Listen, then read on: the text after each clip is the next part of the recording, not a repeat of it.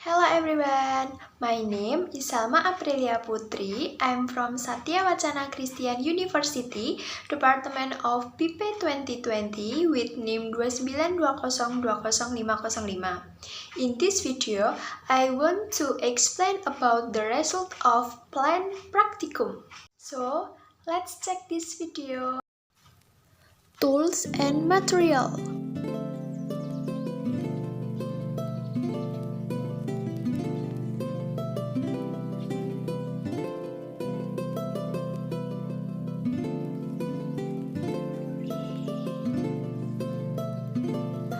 How to work?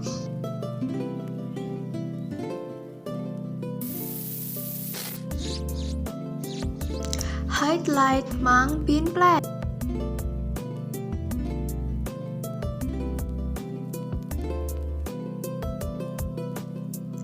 Low light mung bean plant.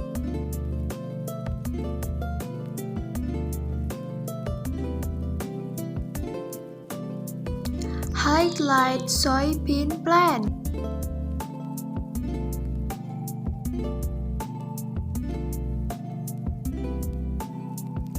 Low light soybean plant.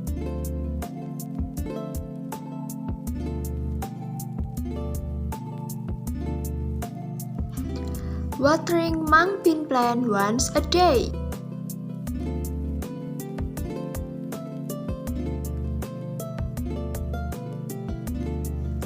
Watering soybean plant once a day.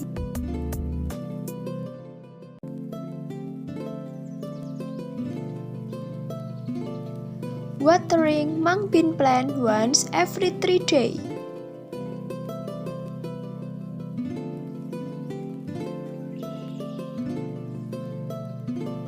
Watering soybean plants once every 3 days.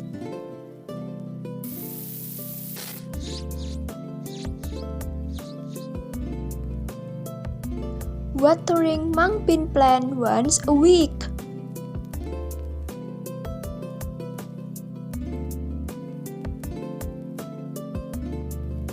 Watering soybean plant once a week.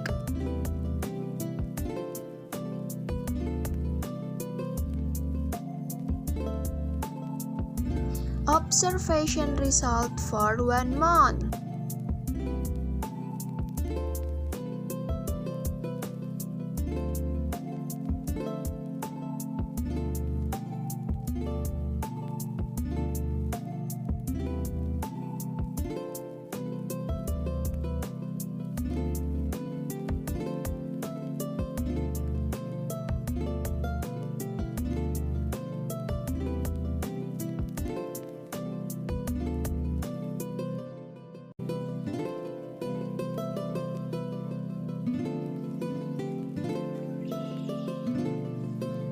Analyze.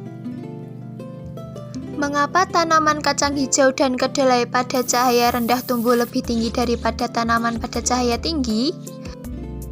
Menurut silvikultur, cahaya berpengaruh terhadap pertumbuhan setiap organ dan keseluruhan tumbuhan.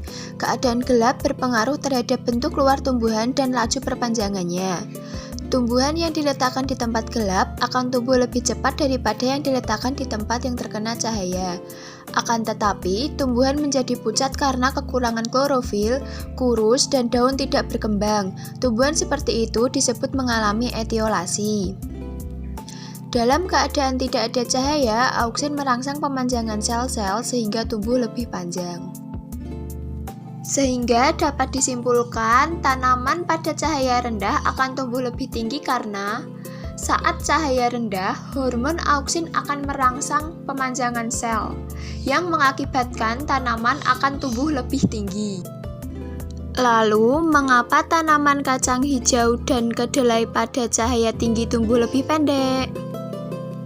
Menurut silvikultur, dalam keadaan banyak cahaya, auksin mengalami kerusakan sehingga pertumbuhan tumbuhan terhambat. Cahaya menyebabkan auksin rusak terdispersi ke sisi gelap. Laju tumbuh memanjang pada tumbuhan dengan segera berkurang sehingga batang lebih pendek. Namun, tumbuhan lebih kokoh, daun berkembang sempurna, dan berwarna hijau. Maka dapat disimpulkan tanaman pada cahaya tinggi tumbuh lebih pendek karena tanaman memiliki hormon auksin yang bersifat rusak oleh cahaya. Apabila hormon auksin terkena cahaya matahari, ia akan menghambat laju pertumbuhan tanaman sehingga tanaman tumbuh lebih pendek. Mengapa tanaman kacang hijau dan kedelai cahaya rendah pada minggu keempat mati? Bagi tumbuhan dan organisme berklorofil, cahaya matahari dapat dimanfaatkan sebagai bahan baku dalam proses fotosintesis. Dalam proses ini, cahaya diperlukan untuk berlangsungnya penyatuan CO2 dan air untuk membentuk karbohidrat. Sinar matahari merupakan sumber dari energi yang menyebabkan tumbuhan dapat membentuk gula. Tanpa bantuan dari sinar matahari, tumbuhan tidak dapat memasak makanan sehingga mengakibatkan tumbuhan menjadi lemah atau mati. Maka dapat disimpulkan karena tidak mendapatkan sinar matahari yang cukup, mereka tidak dapat melakukan proses fotosintesis secara maksimal. Hal ini menyebabkan pada minggu keempat mereka tidak dapat lagi membuat makanan untuk dijadikan energi sebagai pertahanan hidup mereka. Sehingga pada minggu keempat mereka mati dan mereka hanya dapat bertahan hidup selama 3 minggu saja. Mengapa tanaman kacang hijau dan kedelai penyiraman seminggu sekali tumbuh lebih pendek? Tanaman kacang hijau dan kedelai yang disiram seminggu sekali pada minggu kedua mulai memperlihatkan kondisi kekeringan, di mana tandanya adalah tanah yang sangat kering. Arifin menyatakan bahwa tanaman yang mengalami kekurangan air berpengaruh terhadap pertumbuhan dan hasil produksi tanaman. Hal ini disebabkan karena air mempunyai fungsi dalam pengaturan stomata. Penutupan stomata berpengaruh pada laju fotosintesis sehingga mengakibatkan pertumbuhan dan hasil tanaman tidak optimal. Maka dapat disimpulkan tanaman penyiraman seminggu sekali tumbuh lebih pendek karena kekurangan air yang mengakibatkan kekeringan. Apabila tanaman mengalami kekeringan, maka pertumbuhan tidak akan optimal sehingga tanaman akan tumbuh lebih pendek. Mengapa pada daun tanaman kedelai terdapat rambut-rambut halus? Nama lain dari rambut-rambut halus adalah trikoma. Trikoma pada tanaman dapat ditemukan pada permukaan bawah daun maupun permukaan atas daun. Menurut Suharsono, jumlah trikoma pada tanaman kedelai lebih banyak terdapat di permukaan bawah daun karena sebagian besar hama meletakkan telur pada bagian permukaan bawah daun. Selain itu, Irwan menyatakan bahwa jumlah trikoma pada daun kedelai berkaitan dengan toleransi tanaman terhadap serangan hama. Maka dapat disimpulkan pada daun tanaman kedelai terdapat rambut-rambut halus atau trikoma untuk melindungi diri dari serangan hama. That's all the explanation from me. If there are any mistakes in pronunciation or writing, I apologize. Thank you and see you!